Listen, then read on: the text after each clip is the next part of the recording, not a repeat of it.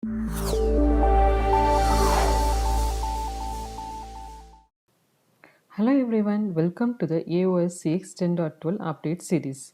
I am Shobna, Technical Marketing Engineer, Aruba Campus Switching. So in this video, we will see about limited authentication survivability persistent support feature introduced as part of 10.12 update. Here is the agenda of today's session. We will cover the overview and use case, details and caveats, configuration, best practices, troubleshooting, demo, scalability and performance, parity analysis, and additional resources. So first, let's start with the overview. Limited authentication survivability is a pre-existing feature. It is available from 10.8 release onwards in our CX switches. So let's do a quick recap of it. So earlier days we had support for cached reauth period.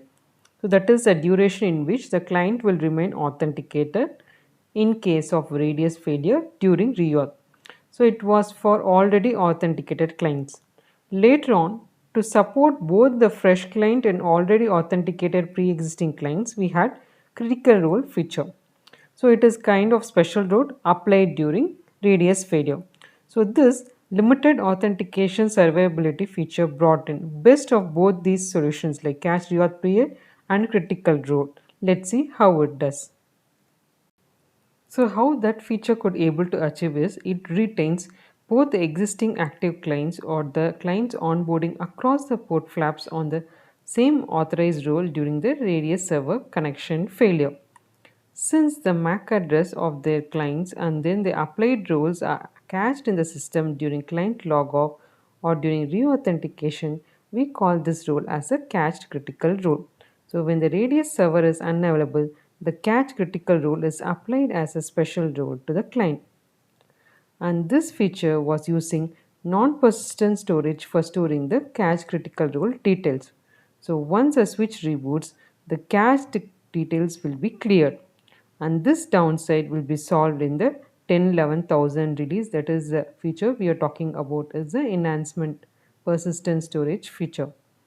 So here is the list of platforms this feature is supported till 10.11,000 release. Now let's come into the main picture, our limited authentication, survivability, persistent support enhancement available from 10.11.1000 release. So it provides much requested ask for limited authentication survivability feature. So it adds persistent storage support. That is, cache client details will be persistent across reboot and even during VSF switchover.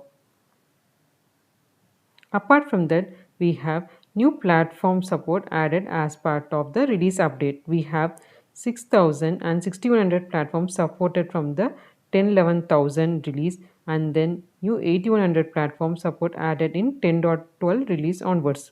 So one more update adding to the crown is increase in the scale of cache declines. So it is increased from 1K to 3K for some of the listed platforms here. Use case. Let's hear about the use case. So consider a branch office environment for this use case. So the remote branch offices rely on the servers located in data center for services like ClearPass over the WAN. So as we all know, the WAN connectivity is not stable and subject to connection failure. So in that case, how do we protect the end client connecting to the access switches during such WAN outages? So, limited authentication survivability will be a rescuer in such situations. So, they will make sure the clients retain the existing authenticated role and not suffer any network loss. So, on top of WAN outages, there could be other unexpected events like switch reboot or maintenance window doing upgrades as well expected. So, in such times, only limited authentication survivability cannot be the only solution. So, we especially need persistent support to overcome such challenges. Hence, this feature will be a game changer in remote branch office deployments. Details and caveats.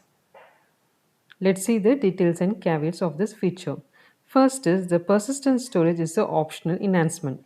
That is, the cache client information can be optionally stored in the persistent memory of the switch, and it is not mandatory to enable the feature. So it can be enabled based on the customer deployment need.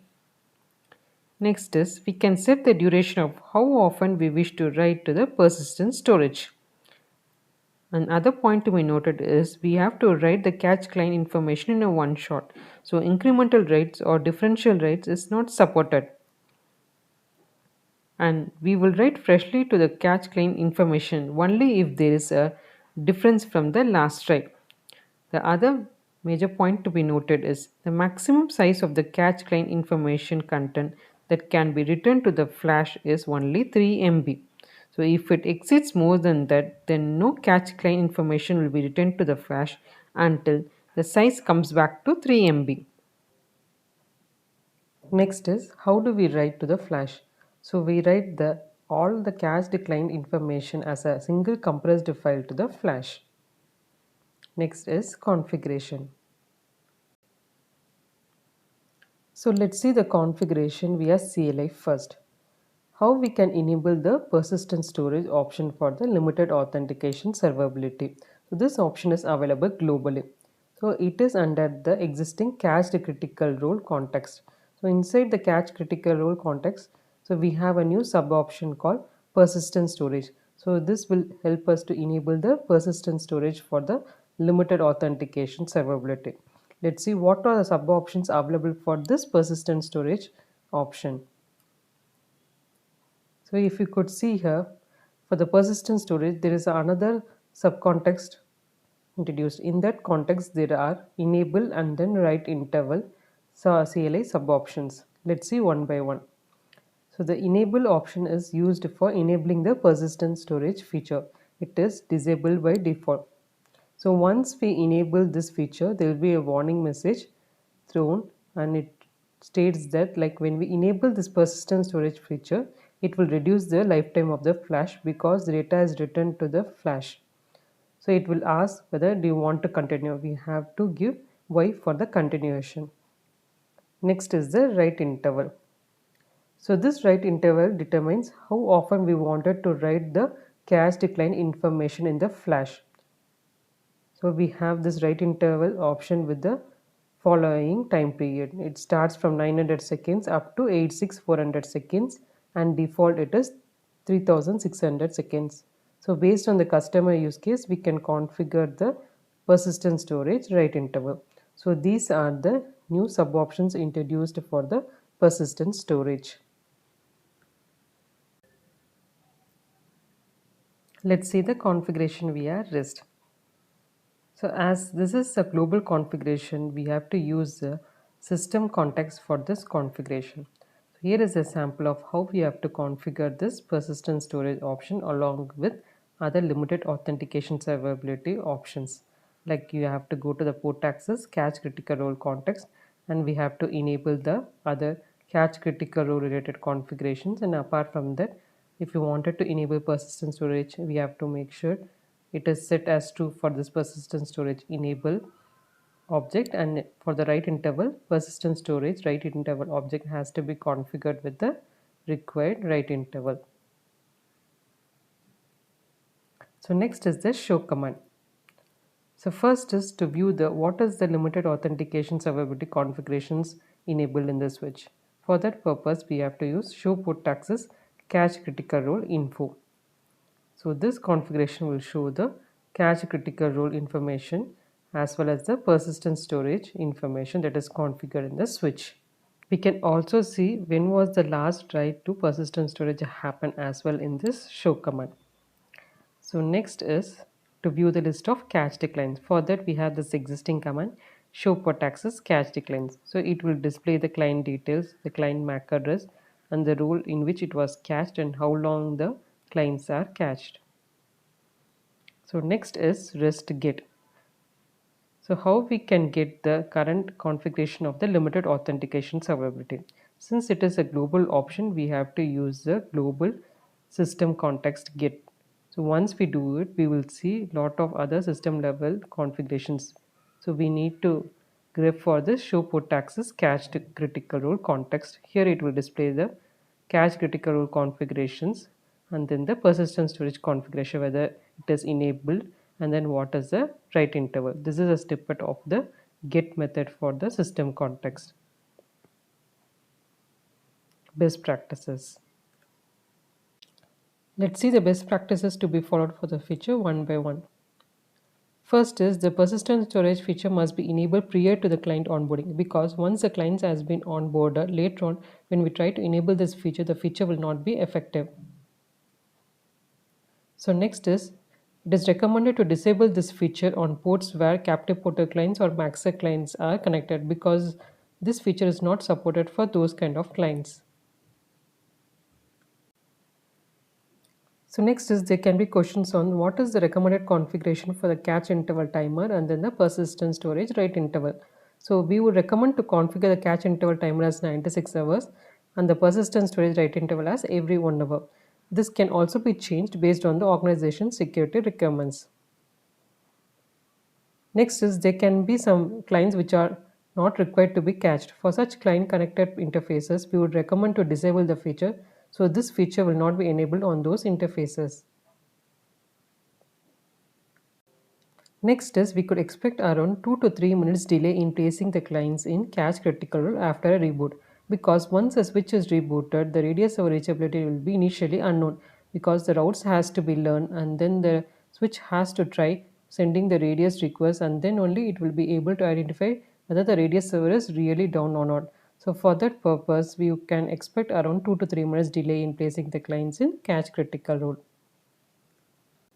Let's see the troubleshooting steps for this feature. So first we need to check is whether the catch critical rule is applied to the client or not. So only then we can identify whether it is persistent across reboot. For that purpose, first we need to check if the client is cached or not. We can use the show port access cache the client show command to check whether the client is in cached state or not. So next, if we find it, the client is not present in the show command, what we have to do is we have to check if the feature is enabled globally. For that, you can use the show port taxes cache critical role info show command that will show the cache critical role configurations, whether the feature is enabled globally or not. So next is, we need to check if the client is in cache reauthentication state, because only after completing the cache reauthentication state, the client will move to the cache critical role. So we can use these show commands to check whether the client is in cache reauthentication state. So first is show port access client detail, and next is show AAA authentication port access interface all client status. So both these commands will show the client status currently. So next is, in case if the cache client limit has reached and then the client has been replaced with the cache replace mode has been configured, we can check it. For that, I'll be using below two methods. Like first is using the events. Like I will use the show events minus r and then include the cache keyword. It will show whether the client is been replaced because of the cache client limit as reached, or we can also check the cache client limit using show port access cache decline and then the count of that show command to find number of cache declines present in the database currently. Next is, what other additional steps we can follow to check if the cache critical role is applied to the client or not, we will see now. So the first is, we have to check if the cache interval configured has been expired or not. In case if the timer has expired, the client will not be in cache critical role and it will not be persistent across reboot. So next, if the client has any captive portal profile or maxsec profile applied, because those two features are not supported for the cache critical role feature. So next is, if there is any special rules are applied apart from the cache critical rule, in that case also it will not be currently applied with the cache critical rule. So we can check that as well. So next is, if the client has been onboarded using device profile with local MAC match, because that is also not supported for the cache critical role. It is mainly only for the radius based authentication methods like .1x and MAC authentication. Next, we can check is if the cache client has been replaced because of the cache client limit has exceeded, and if the replacement mode is set as first in first out, or those things we can check as a next step. So finally, we have to check if the feature is enabled or not in that interface. Because even though globally the feature is enabled, we can disable this feature per interface level. So we can make sure whether the feature is enabled or not in the interface. Advanced troubleshooting. First, let's see the sample event log after reboot. So this is the sample event log that will be present after the switch is up from a reboot. It will show how many cache declines are restored after the reboot from the persistent storage. So through this we can view the number of cache declines restored. Next is the fast log. So we can use the fastlog command ovs appctl port access daemon fastlog show for the cache decline. So this fastlog show will show the detailed fastlog for the limited authentication servability feature clients. So it will show the whether the client is added to the cache on the rule, whether the rule assignment is successful, from trash whether the data for the client is available or not. So all this detailed information can be viewed using the fast log. Demo. First, let's see the topology used for the demo. So I'll be using a layer 3 topology. In that, access which is connected with end clients. So I'll be using AP, voice over IP phone, and then a PC for this demo.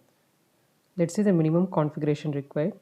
So for the cache critical rule, I have enabled it with persistent storage with the write interval of 900 seconds. And all these end clients connected ports are colorless ports, so they have the same configuration. So I'll be using this configuration for all the ports. So this is the sample configuration used.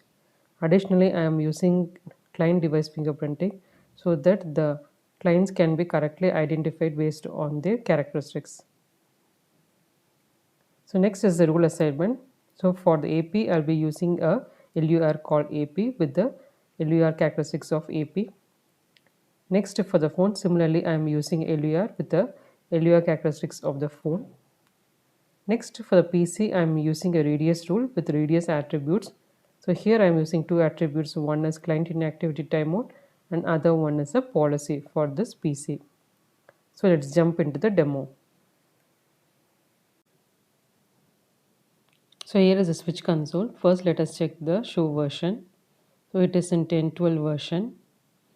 So now let's see what is the cache critical role configuration. We'll use the show command, show port access, cache critical role info. So it clearly shows the cache critical role status as enabled, and then the persistent storage status is also enabled with persistent storage write interval as 900 seconds. And also it will show when was the last write to persistent storage happened with timing. Now let's check the show port access clients. So we have three clients. First is a PC. So it is assigned with the radius rule. Next is a AP that is assigned with the LUR AP. Next is a phone that is assigned with LUR phone. So we'll see the detail. So if you could see here, first the PC is applied with a radius rule with attributes idle timeout and NAS filter rule. So the role name is also mentioned here. It is a radius rule. So next is for the AP. It is assigned the LUR. So next is the phone that is also assigned with the LUR.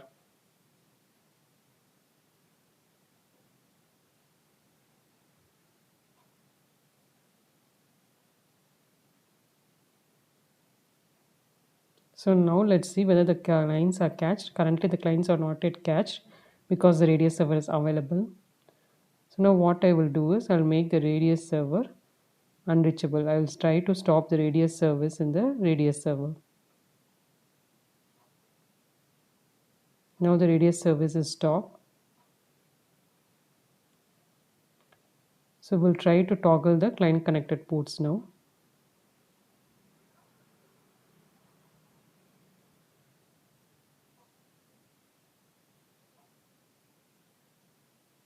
So we'll go to the interface context and we'll shut all the client connected ports. So before we see the port is coming up, what we will do is we will identify what is the current configuration of the ports. If you could see here, all the ports are assigned with same configuration, that is colorless port configuration with basic MAC authentication. So let's see the show port access clients. There is no clients present because we have shut the interface. Now we will try to unshut the interfaces.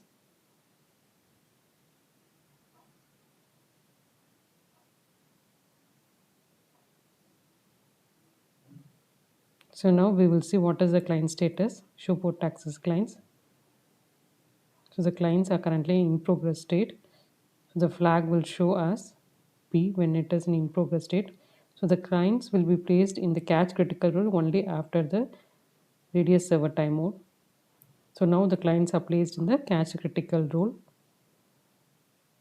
So they have retained the role attributes now. So let's confirm this in detail command show port access clients detail. So if we could see here, the PC is assigned with the radius role, that is also catch. Next is the AP. So it is also assigned with the catch critical role. So they moved to catch critical only after the server timeout. So the phone is also placed in catch critical role. So let's see the show port access cache declines now. So it will show how long the clients are cached. So if you could see here, the clients are cached for the duration of around 3 minutes. With the corresponding rules it will display. So now let's see show port access cache critical role info and identify when was the persistent storage write happen at last. So it happened only at 10:11 timing. So now the cache critical role configurations will be written to the persistent storage after 900 seconds, that is the configure write interval. So we have to wait for that 900 seconds to happen. So let's say show clock and identify when the next write will happen. So now it is 10:22. So it will happen at 10:26. So before that we will try to go to the temporary folder and check how is the cache critical role information is stored in the temporary folder. So here we have to go to cd/temp port access and cd LAS, that is the limited authentication server folder. So if you could see here, there are two directories and then one file where the file will contain the client's details. So if you see the content of the client's file, it will display for each client. So what is the creation time and when is the rule will get applied.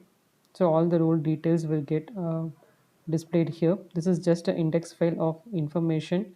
So it will contain the client details here. If you wanted to view the downloaded roles or even the radius profiles, you have to go to the radius profile directory. Here it will show the contents of the radius rules. So for this MAC address, the radius rule is applied as this role. So there will be a file created in the directory with the role name. So if we view the file contents, it will show what is the role attributes that has been assigned for that particular client. So here is the role details. So in detail we will see each attribute and then what is the corresponding value. Like for example, 92 is NAS filter rule and what is the corresponding value. Similarly, idle timeout and its corresponding value is displayed here.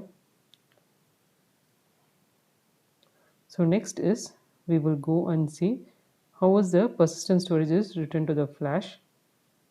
For that purpose, we have to go to the FS directory.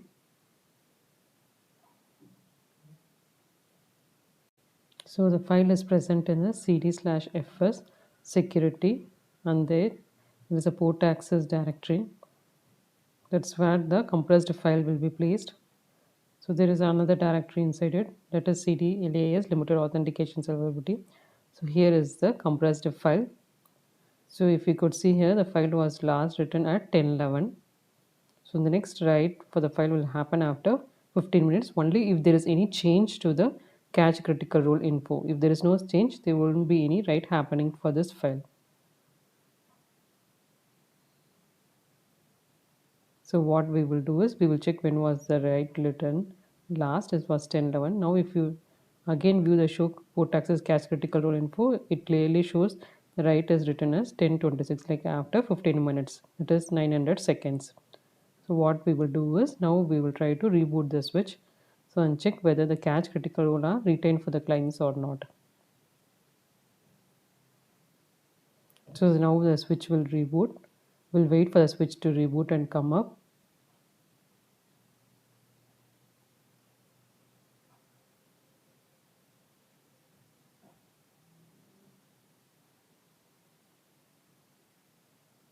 So now the switch is back after reboot. We'll log into the switch and then we will check the show port access clients. So if you could see here, the clients are now assigned with the cache critical role. So in detail also we can verify it. Like first the PC is applied with the radius role. We will scroll and check it out. So if you could see here, the PC is applied with the radius cache critical rule that was taken from the flash. Similarly, the phone and EP is also assigned with the cache critical rule taken from the flash. So now we will see the show port access cache declines.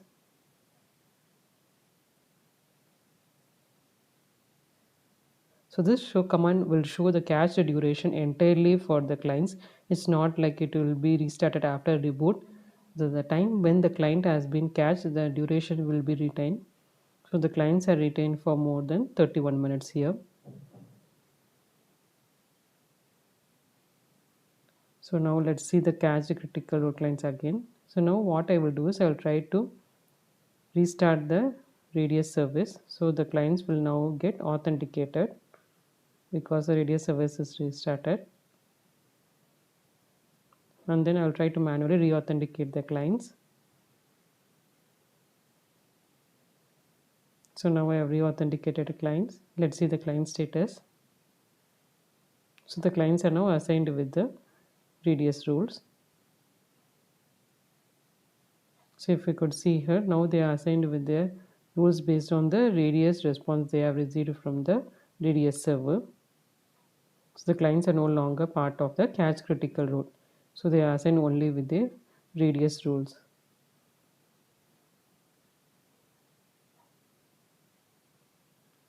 So we can clearly see, like once the radius server is up and when we try to re-authenticate, the clients are removed from the cache state and then they are assigned only with the radius response received. And their clients are not part of the cache decline show command as well. So with this we have come to the end of the demo. So we will jump back to the presentation and then proceed further. Scalability and performance. So let's see the scale of cache decline supported per platform. So here is the matrix displaying about the platform level scale of cache decline supported. This is the total number of cache declines that is supported for these platforms. Next, we will see about cache decline file size. So there are three types of rule assignment. First is local user rule, where the client has been passed with the local user rule name, and that user rule will be existing in the switch, and then client will be assigned with that local user rule. Next is downloadable user rule, where the rule explanation will reside in ClearPass and the entire rule will be downloaded to the switch for the client assignment. Next is the radius. So in this radius, we will have both radius IETF attributes and then Aruba vendor specific attributes. So those attributes will be combined and they will be assigned as a rule. So let's see the per client file sizes for these rule types. For all these rule types, there will be a common cached client info file. So that will contain the client MAC, role name, and then the VSA ID. For LUR, it will be the LUR VSA ID. For DUR, the DUR VSA ID. For the radius attribute, that will be the radius attributes VSA ID. And for LUR, there won't be any extra file because that file itself will contain the role name specification. And the LUR file size will range from 56 to 183 bytes. So this file size is determined by the LUR role name length, which can be up to 128 bytes. Next, for DUR, apart from storing the information the cache client info file, so we will have a dedicated DUR downloaded XML file that will be containing the role information. For each role that is getting downloaded, there will be a corresponding downloaded XML file present. So those file sizes can range from 500 to 333 500 bytes. So next, similarly for the radius attribute as well. So apart from the common file containing the client details, there will be a access response file that will be containing all the radius attributes for the particular client. So those file information will be around 100 to 333 500 bytes size. So apart from these information in the cached compressed file, there will be a file header that will occupy around 49 bytes that will contain the version of the change of the compressed file. Next is the file checksum of 4 bytes that is also is maintained for the consistency of the file. So these information all will be compressed and will be written as a single file in the flash. Resource usage summary. So here is the table capturing the compressed cache file size for various scenarios and iterations. The scenarios are split as LUR, DUR and radius, tested for below use cases like lab use case, typical customer use case, worst case that is in a stressed environment. So for all these results, we have noted the per client cached file size, the number of roles overall in the switch, and number of enclines used for the validation, and how often we have been writing to the flash. So in all these scenarios, the compressed file size is noted. So it clearly shows that only in the worst case, the compressed file size is around 3 MB. That is the maximum file size supported for this cache critical role feature. So it is a corner case of stressed scenario that will rarely occur in a customer environment. So in most of the cases, the compressed file size has not reached around 3 MB.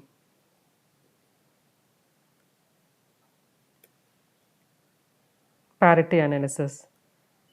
So let's see whether this feature is supported in our own products and then with the competitors. First with AOS-S switches. So it is not supported in that switches. Next is H3C. So it's also not supported in the combat switches. Next is Cisco. Even the Cisco switch, this feature is not supported. So next is additional resources. So here is a list of additional resources required for the features.